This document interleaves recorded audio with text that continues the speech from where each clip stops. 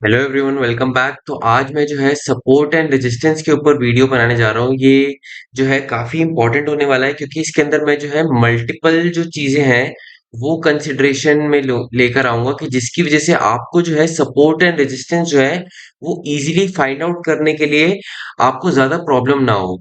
तो जो मेरी तरफ से मतलब कि मैंने जो सीखा है मैं वो ही आपको एक्सप्लेन करूंगा। और अगर आपको ये हेल्पफुल फील हो तो आप प्लीज मेरी वीडियो को लाइक जरूर कीजिएगा और शेयर जरूर करना, ठीक है। तो स्टार्ट करते हैं।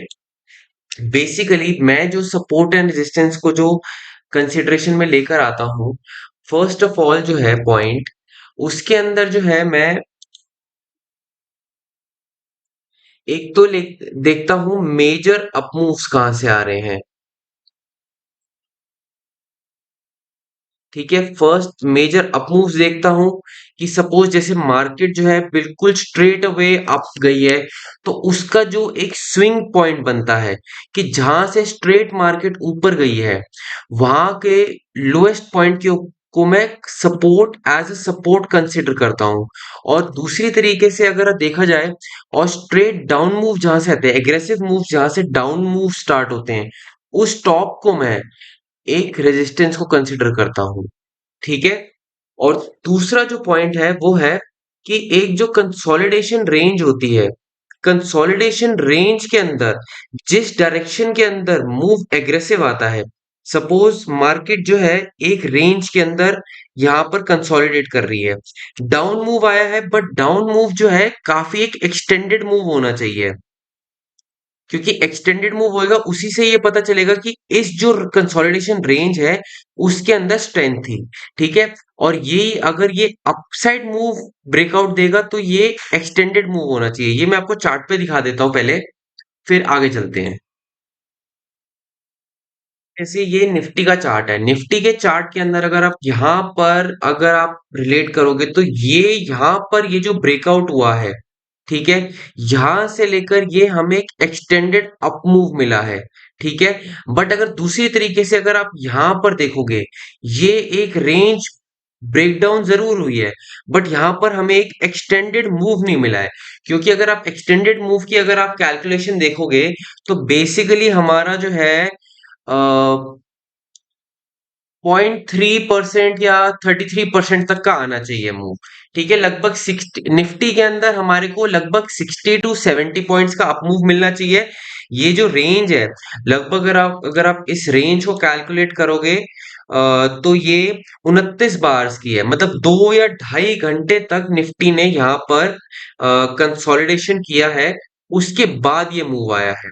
ठीक है। और अगर आप दूसरी साइड अगर ये भी कैलकुलेट करोगे, इस रेंज को अगर आप कैलकुलेट करते हो, ठीक है, यहां पर अगर हम इस रेंज को कैलकुलेट करें तो ये भी लगभग 3 घंटे 20 मिनट की है। बट इसने जो हमें मूव दिया है, अगर आप यहां से यहां तक का मूव देखो तो हार्डली 20 पॉइंट का मूव है। तो 20 पॉइंट का, 20 से 25 पॉइंट का मूव एक एक्सटेंडेड मूव नहीं है। तो ये हमें पता चलता है कि यहाँ पर ट्रैपिंग मूव्स कैसे हो सकते हैं। ठीक है। और अगर आप यहाँ पर अगर आप इसको अगर आप, ये तो ऑलरेडी मैंने सपोर्ट मार्क कर रखे हुए हैं, तो मैं इसको एक अलग कलर से मार्क कर देता हूं। जैसे कि मैंने आपको बताया, ये कंसोलिडेट जो होके अप मूव दिया है, इसको हम पूरी रेंज को जो है एक एज अ सपोर्ट लेके चलेंगे। ठीक है। बट हमें दो चीजें कंसिडरेशन में लेनी पड़ेंगी। या तो इसके जैसे ये इसका एक टॉप एरिया है जहां से इसने ये एक ब्रेकआउट दिया है। ठीक है, यहां पर इसने जो ब्रेकआउट दिया है, या तो प्राइस इसको अप्रोच करके कोई रिवर्सल पैटर्न बनाएगा। Reversal pattern in the sense कि जैसे कि मैंने आपको अपने प्रीवियस क्लास के अंदर बताया था, बुलिश एनगल्फिंग, मॉर्निंग स्टार, या एक हैमर पैटर्न बनाए, या तो वो इनसाइड आउट बनाए, जिसके अंदर इनसाइड आउट का बेसिकली फॉर्मूला ये होता है, अगर यहां पर इसने ये एक कैंडल बनाई है, उसके अंदर दो रेड कैंडल बनाई है और उसके बाद ये ब्रेकआउट आया है, तो बेसिकली हमारा जो फॉर्मेशन हो जाता है वो हायर लोस का फॉर्मेशन हो जाती है। ठीक है, यहाँ पर हायर लोस की फॉर्मेशन हो जाती है। तो अब अगर हम आगे चार्ट के ऊपर अगर चल के देखेंगे तो ये देखो, यहां पर ये क्या हुआ, ये इसने इसका जो देखो, यहाँ पर ये टॉप एरिया था, ये वाला जो टॉप एरिया था, यहाँ पे मार्केट ने इसको रिस्पेक्ट नहीं किया। तो सेकंड चीज हम क्या ऑब्जर्व करेंगे, इसके लोएस्ट पॉइंट को ऑब्जर्व करेंगे। तो यहां पर मार्केट ने क्या किया, मार्केट नीचे आई, ऊपर गई, नीचे आई, फिर ऊपर गई, और यहां पर एक हमें एक लोअर हाई हायर लो का फॉर्मेशन मिल गया हमें, और ये ब्रेकआउट होते के साथ ही हमें एक एग्रेसिव मूव मिला। ठीक है, तो इसी तरीके से फर्स्ट चीज क्या यहां पर मैंने आपको बताई है, फर्स्ट चीज मैंने आपको यहां पर बताई है कि यहां पर हम क्या कंसिडरेशन में लेकर आएंगे, फर्स्ट है एग्रेसिव मूव्स, एग्रेसिव मूव्स को हम प्लॉट करेंगे। ठीक है, सेकंड हम ये देखेंगे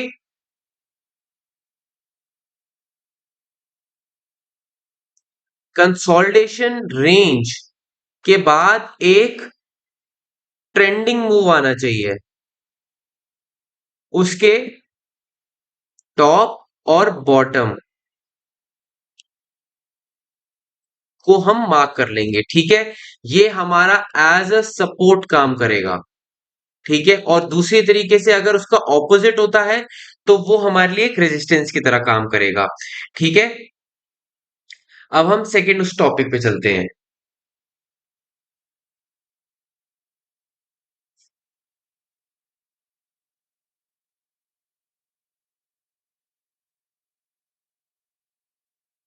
हमें अब एग्रेसिव मूव्स क्या देखने हैं, एग्रेसिव मूव्स ये देखो, यहां पर हमें क्या मिला है, ये एक हमें एग्रेसिव मूव मिला है। ठीक है, ये वाले इसको हम एग्रेसिव मूव बोलेंगे, क्योंकि हमारे को निफ्टी के अंदर 60 टू 70 पॉइंट्स का अगर स्ट्रेट अवे मूव मिल रहा है तो इसको हम कंसिडर करेंगे एग्रेसिव मूव। जैसे कि ये एग्रेसिव मूव आया है, और यही सेम एग्रेसिव सेलिंग, इसको हम वन वे जो सेलिंग ऐसे ड्रॉप डाउन होती है, इसको हम सेलिंग कंसिडर करते हैं। अगर आप यहां पर भी देखोगे चार्ट के अंदर, तो मैं इस वाले जो पॉइंट को है, इस वाले पॉइंट को मैं सेलिंग कंसिडर करूंगा। ठीक है, बट आपको दो चीजें और देखनी है कि बेशक सपोर्ट है या रेजिस्टेंस है, प्राइस उसको अप्रोच कैसे कर रहा है वो आपके लिए बहुत ज्यादा मैटर करेगा। जैसे कि यहां पर ये एक एग्रेसिव बड़ी बड़ी कैंडल्स बन रही थी, तो इसके टॉप को भी इसने रिस्पेक्ट नहीं किया। तो आपको ये देखना है कि रेजिस्टेंस के पास जाकर प्राइस बिहेव कैसे कर रहा है, क्योंकि हो सकता है कि वो आपको स्ट्रेट अवे ब्रेकआउट देकर, सॉरी, ब्रेकआउट देके एक अप मूव इतना दे देगा कि जिसकी वजह से आपको कहीं पे अप्रोप्रिएट एसएल लगाने की जगह नहीं मिलेगी, और वहां पर आप शॉर्ट करके बैठ जाओगे तो आपका वहां पर काफी बड़ा लॉस हो सकता है। तो आपको पहले ये देखना है कि प्राइस सपोर्ट एंड रेजिस्टेंस के पास बिहेव कैसे करेगा। ठीक है, आपको एग्रेसिव मूव्स का तो बता दिया। अब यहां पर अगर आप देखो, तो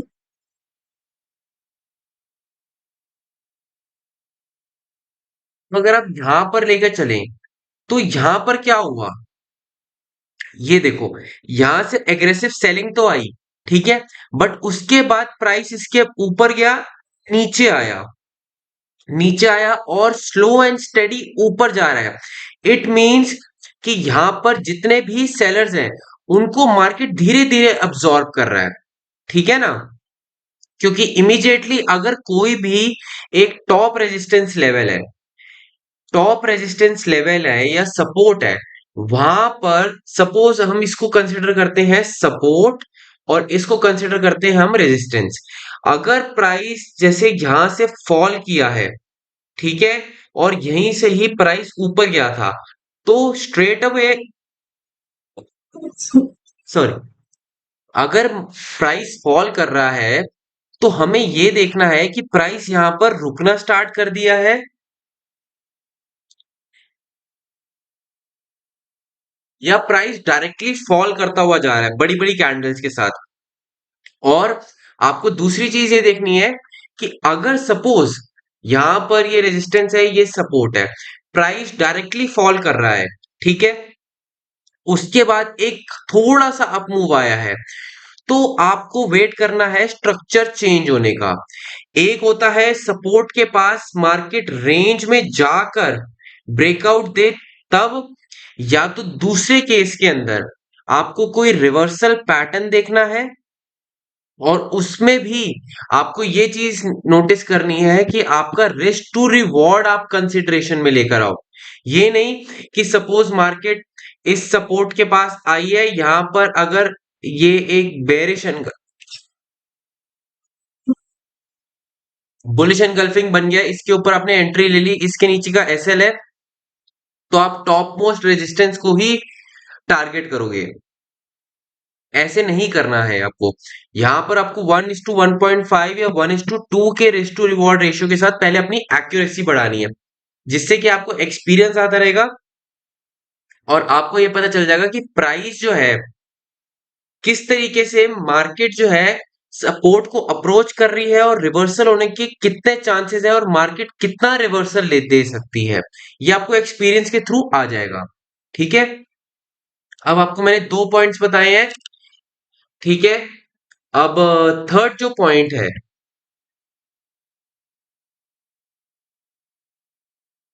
थर्ड पॉइंट है मूविंग एवरेज।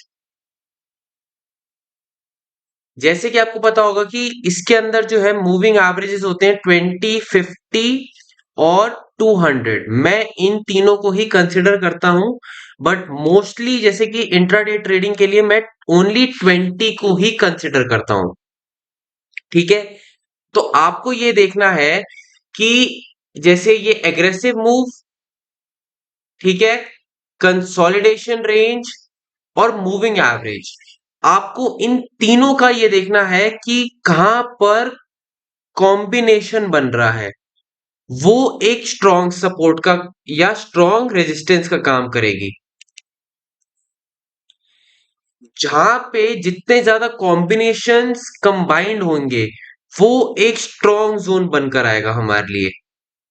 ठीक है, और जहां पर सपोज सिंगल सिंगल होगा, और वो सपोज एग्जांपल लेते हैं, ये एक हमारे लिए एक ये सपोर्ट एरिया है। ठीक है, यहां से मार्केट ऊपर गया, प्राइस नीचे आया, ऊपर गया, फिर नीचे आया, बट यहां पर दो चीजें हैं। ये एक ओनली एक एग्रेसिव जोन है, यहां पर कोई कंसोलिडेशन के बाद आपको कोई अप मूव नहीं मिला है, ना यहां पर कोई आपको मूविंग एवरेज का कोई सपोर्ट मिल रहा है। ठीक है, तो आपको ये देखना है कि मार्केट जो है कितनी बारी इसको अप्रोच कर चुकी है। जितनी बारी मार्केट सपोर्ट को अप्रोच करेगी, उतनी बार ये जो यहां पर एग्रेसिव बायर होगा, वो यहां से एलिमिनेट धीरे धीरे होता रहेगा। क्योंकि वन वे के अंदर अगर वो एलिमिनेट हो रहा है, तो वो मे बी आपको एक ट्रैप दे सकता है। ठीक है, तो आपको ये देखना है कि ये अप मूव ये आया है, नीचे डाउन मूव आया, फर्स्ट टेस्टिंग हो रही है। ठीक है, फर्स्ट टेस्टिंग के अंदर अगर ब्रेकडाउन आ रहा है, तो वो यूजुअली ट्रैप हो सकता है। सेकंड बारी भी, सेकंड बारी के अंदर मे भी हो सकता है कि वो ब्रेकडाउन दे दे, वो सक्सेसफुल हो।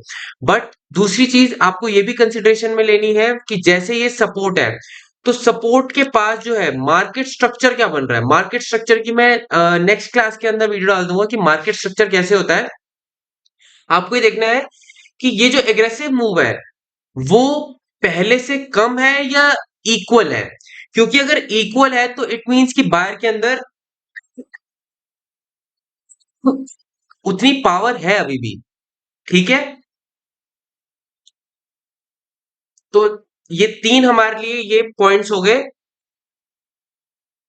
और चौथा जो पॉइंट है, वो ये है कि मैं फिबोनाची का 50% और 61.8% को कंसिडरेशन में लेता हूं, जब एक बहुत ही बड़ा इंपल्सिव मूव आता है। इंपल्सिव मूव हो सकता है ऐसा हो, आपको इससे थोड़ा सा समझने में आसानी होगी। सपोज मार्केट ऊपर गया, नीचे आया, नीचे के बाद एक इंपल्स मूव दे दिया अपने प्रीवियस हाई को, ये प्रीवियस हाई को ब्रेक कर दिया। ठीक है, तो यहां से लेकर हम अगर यहां तक रिट्रेसमेंट ड्रॉ करते हैं, तो यहां पर अगर 50 और 61.8 का कॉन्फ्लुएंस जोन बनकर आएगा, तो हाई प्रोबेबिलिटी होती है कि यहां से मार्केट स्ट्रॉन्ग रिवर्सल देगा। ये मैं आपको चार्ट पे प्लॉट करके दिखा देता हूं, एक मिनट। अब सपोज यहां पर अगर आप देखोगे, ठीक है, ये हमारे लिए एक एग्रेसिव जोन है। सपोज यहां से हमारे लिए ये एक एग्रेसिव इंपल्स मूव आया है, ठीक है।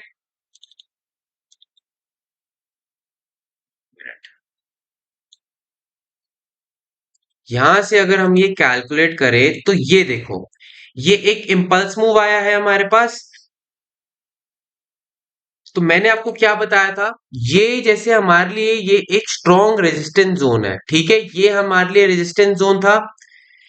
प्राइस नीचे आया और ऊपर गया। अब यहां से हम ये देखेंगे कि रेजिस्टेंस के पास 50 और 0.6 का जो परसेंट का जोन है, ये एक रिवर्सल जोन का काम करेगा हमारे लिए। तो हमारे को ये कैसे जज करना है कि ये रेजिस्टेंस को इस बारी ब्रेक कर सकता है, वो इस तरीके से कि अगर मार्केट 0.5 और 0.6 से रिवर्सल ले रहा है, तो इट मींस कि जो ये बायर की जो स्ट्रेंथ है, सेलर जो है ओनली 50% ही अब्सॉर्ब कर पाया है, ठीक है। यहां से मतलब ये वाला जो डाउन मूव आया है, यहां से मतलब 50% ही सेलर बायर अब्सॉर्ब हुआ है और फिर अप मूव दिखा रहा है। तो मतलब कि सेलर में इतनी कैपेसिटी नहीं है कि फुली एब्सॉर्ब कर पाए सेलर को, बायर को, ठीक है ना। तो यहां से हमें इस तरीके से इंपल्स मूव्स देखने हैं। अगर आप दूसरी तरीके से भी ये देखो, तो ये जो है, जैसे कि मैंने अभी आपको ये समझाया था कि मार्केट जैसे ऊपर गई है, नीचे आई है और ये अपना प्रीवियस हाई ब्रेक किया है, ठीक है ना, और ये एक इंपल्स मूव है। तो अगर हम यहां से यहां तक अगर ये एक फिबोनाची ड्रॉ करेंगे, तो अगर आप यहां पर देखोगे तो क्लियरली यहां पर ये 50% और 61.8 का कॉन्फ्लुएंस जोन आ रहा है। इट मींस कि यहां से हाई प्रोबेबिलिटी है कि मार्केट जो है अप मूव देगा, ठीक है ना। तो इस तरीके से आपको यहां पर सपोर्ट एंड रेजिस्टेंस को फाइंड आउट करना है। आपको पहले ये देखना है कि एग्रेसिव मूव्स कहां से आ रहे हैं। अब जैसे सपोज ये वाला यहां से ये एक एग्रेसिव मूव आया है, तो अगर मैं इसको यहां से अभी मार्क कर दूं, ठीक है ना, ये मैंने इसको स्ट्रॉन्ग जोन के तौर पे मार्क कर दिया, ठीक है, ये मार्क हो गया। अब यहां पर ये मार्केट जो है, ये सपोज गैप अप ओपन हो गया, ठीक है, गैप अप ओपन हुआ है, बट आपको क्या बताया था मैंने, ये जो ये जो मार्केट ने जो इसको ब्रेक किया है, वो फर्स्ट अटेम्प्ट में किया है। फर्स्ट अटेम्प्ट मतलब यहां पर ट्रैपिंग हो सकती है, और अगर आप उसके बाद अगर इस चीज को जज करोगे, ये एक एग्रेसिव मूव आया, ठीक है, और उसके बाद जो है यहां पर ये ट्रैप क्रिएट हुआ। ट्रैप के बाद अगर आप देखोगे तो इसी जोन को मार्केट ने कितना रिस्पेक्ट किया है रेजिस्टेंस के तौर पे, ठीक है। बट सेकेंड अटेम्प्ट में मैंने आपको बताया था कि अगर सेकेंड अटेम्प्ट में मार्केट ब्रेक करती है, तो ये देख लो, ये सेकेंड अटेम्प्ट में ब्रेक कर कर यहां पर मार्केट ने कितनी भारी सपोर्ट लेने की कोशिश की है, ठीक है ना। तो बेसिकली आपको ये देखना है कि अब एग्रेसिव मूव्स कैसे आ रहे हैं। अब जैसे कि यहां पर ये अगर आप देखोगे, ये एग्रेसिव मूव्स आ रहे हैं यहां पर, तो ये हमारे लिए एक रेजिस्टेंस का बन जाएगा, ठीक है ना। तो अब अगर अगर आगे हम इसको कैरी फॉरवर्ड करें, तो जैसे अगर आप देख रहे हो कि मैंने इस लेवल को जो है अभी भी मार्क करके रखा हुआ है, और डेफिनेटली ये 720 का जो लेवल है वो भी मार्क करके रखा हुआ है मैंने। वो क्यों मार्क करके रखा हुआ है, वो इस वजह से क्योंकि यहाँ पर ये जो मूव आया है, अब लॉजिक क्या होता है इस चीज का, लॉजिक ये होता है, अगर सपोज यहां से इतना बड़ा सेलिंग का मूव आया है, अगर मार्केट अपर साइड पे सस्टेन होने लग गई है, तो कहीं ना कहीं तो सेलर जो है अपनी पोजीशंस जो है कवर करेगा। पोजीशंस कवर करके वो प्रॉफिट बुक करेगा, और वो ये देखेगा कि मार्केट को कि कब उसको अपॉर्चुनिटी दोबारा मिलती है इसी लेवल पे पोजीशंस ऐड करने की, क्योंकि ये एक एग्रेसिव जोन है। अगर मार्केट इसको अप्रोच करती है, तो उसके पास जो है छोटा सा एसएल हो जाएगा। अगर मैं कहता हूं 720 के आसपास अगर मार्केट आती है, यहाँ पे कोई बेरिश पैटर्न दिखता है, अगर वो 40 टू 50 पॉइंट्स का भी एसएल लेकर, उसके पास क्या बच जाएगा, ये एक सपोर्ट जोन बच जाएगा। सपोर्ट जोन क्यों बन जाएगा, अगर आपको लॉजिक समझ में आ रहा है तो ये देखो, यहां से बार बार हमें जो है ये एग्रेसिव मूव्स मिल रहे थे, ये गैप अप ओपन हुआ, ऊपर सस्टेन कर गया जैसे आज मार्केट, ठीक है ना। तो इट मींस कि ये वाला जो सेलर है ये निकल चुका है और ये भी बायर बन चुका है। तो डेफिनेटली यहां पर जब मार्केट आएगा तो ये एक सपोर्ट की तरह काम करेगा, क्योंकि ये एक एग्रेसिव मूव गया है। बेशक मार्केट गैप अप ओपन हुआ है, बट हम तो इसको एक अप मूव ही कंसिडर करेंगे। और अप मूव कितना है यहाँ पर, अगर आप कैलकुलेट करोगे यहां से, अगर मार्केट ने मूव दिया है 110 पॉइंट्स का दिया है, तो इट मींस कि यहां पर कोई एक एग्रेसिव बायर था, ठीक है ना। और सेलर्स ने भी अपनी पोजीशंस कवर करी है यहाँ पर, ठीक है। तो इस तरीके से हमें सपोर्ट एंड रेजिस्टेंस को फाइंड आउट करना है। हमें बेसिकली पहले ये देखना है कि एग्रेसिव मूव्स कहां से आ रहे हैं। अब जैसे कि अगर अब हमारे लिए सपोर्ट कौन कौन से काम करेंगे, अगर आप यहां से देखोगे सपोर्ट, तो ये एक एग्रेसिव मूव है। जैसे कि मैंने आप ये रेड जोन बना रखा है, रेड जोन से अगर आप देखोगे तो यहाँ पे 90 पॉइंट्स का मूव है। 90 पॉइंट्स का मूव काफी एग्रेसिव हो गया निफ्टी के लिए, ठीक है ना। तो इट मींस कि यहाँ पर कोई ऐसा बायर बैठा हुआ है, तो इसका ये बॉटम एरिया ये थोड़ा सा एक्सटेंड करना पड़ेगा मुझे। ये वाला मतलब कि ये पूरा एक जोन जो है एक तरह से, और क्रूशियल जोन जो काम करेगा वो करेगा 480 का, क्योंकि 480 का यहां से जो है ये एक एग्रेसिव मूव गया है ऊपर, ठीक है ना। तो इस तरीके से, और दूसरी चीज ये कि अगर आप यहां से ये टोटल ओवरऑल जो है यहां से अगर एग्रेसिव मूव को कैलकुलेट करोगे, जैसे कि मैंने आपको बताया, ये यहां से लेकर यहां तक अगर आप एक्सटेंड करते हो, तो आपको यहां पर ये देखो, ये आपको एक कॉन्फ्लुएंस जोन मिल रहा है। यहां पर ये 0.5 एंड 0.6 का ये कॉन्फ्लुएंस जोन भी मिल गया। इट मींस कि डबल कंफर्मेशन होगी हमें सपोर्ट की, ठीक है ना। डबल कंफर्मेशन सपोर्ट की होगी, तो इट मींस कि ये वाला जो जोन है अब हमारे लिए काफी एक अच्छा सपोर्ट का काम करेगा। बट दूसरी चीज ये है कि यहाँ पर ये जो मूव है, ये अगर हम टोटल ओवरऑल कैलकुलेट करें तो ये 200 पॉइंट का मूव है, ठीक है ना। 200 पॉइंट का मूव है, तो इट मींस कि अगर हम निफ्टी के अंदर 80 टू 100 पॉइंट्स का भी मूव लेके चले, अगर इंट्राडे बेसिस के लिए अगर हम लेके चले तो वो काफी होता है। तो हम क्या करेंगे, ये वाले एग्रेसिव मूव को यहां से यहां तक प्लॉट करेंगे। तो जैसे कि आप देख रहे हो ये 560, ये वाला जो एरिया है 560 का जो एरिया है, मैंने ऑलरेडी आपको जैसे बताया कि ये वाला जोन जो है ये सपोर्ट का काम करेगा। तो ये वाला जोन इस बेसिस पे प्लॉट भी हो सकता है, ठीक है ना। तो यहां पर हमारे पास डबल सपोर्ट आ गया। तो इस तरीके से आपको क्या करना है कि आपको सपोर्ट एंड रेजिस्टेंस को डबल कंफर्मेशन से पॉइंट आउट करना है।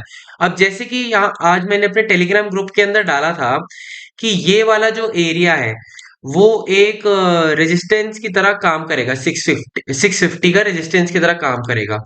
तो यहां से अगर आप देखोगे तो अप्रोक्सीमेटली 50 पॉइंट्स का डायरेक्ट मूव मिला है हमें।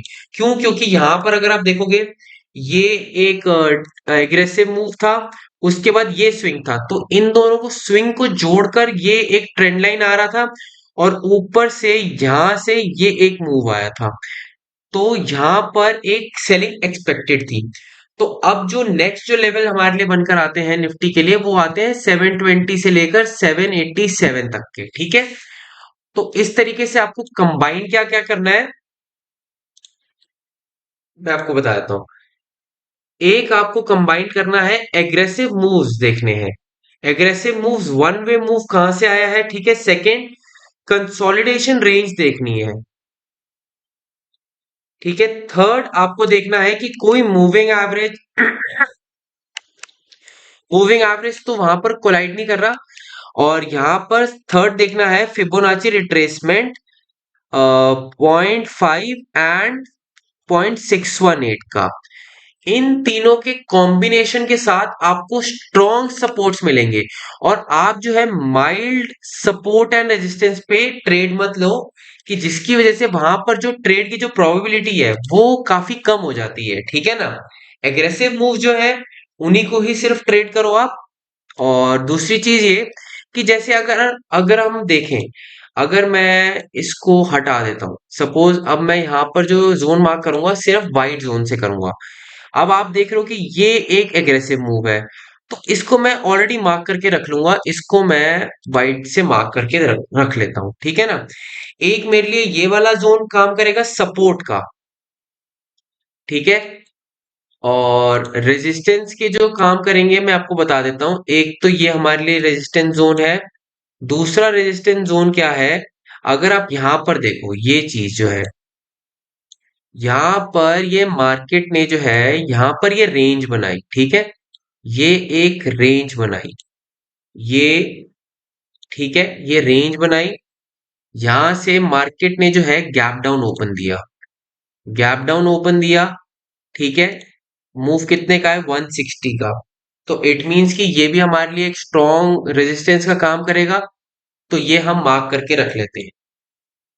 ये हमारे फ्यूचर रेफरेंस के लिए काम आते हैं कि जिसकी वजह से हम जो है आगे ट्रेड्स कर सकते हैं, ठीक है। और दूसरी चीज ये कि जैसे कि गैप डाउन ओपन हुआ है, अगर यहां से मैं ये कैलकुलेट करूं, ये गैप डाउन ये 60 पॉइंट्स का था, ठीक है। तो ये हमारे लिए एक एग्रेसिव जोन बन गया ये वाला, ठीक है। और सेकंड जोन जो है हमारे लिए कौन सा काम करेगा, वो काम करेगा ये वाला, जहां से कि पैनिक सेलिंग स्टार्ट हुई है। ये सेकंड एग्रेसिव मूव है, ठीक है। तो ये वाला एक 848 का भी हमारे लिए एक सेलिंग जोन के लिए काम करेगा, ठीक है। तो इस तरीके से आप ट्राई करना, मतलब कि मेरे से जितना हो सका मैंने अपनी तरफ से ये कॉन्सेप्ट क्लियर करने की कोशिश की है। बाकी अगर वीडियो अच्छा लगा हो तो please do like share and subscribe. Thank you.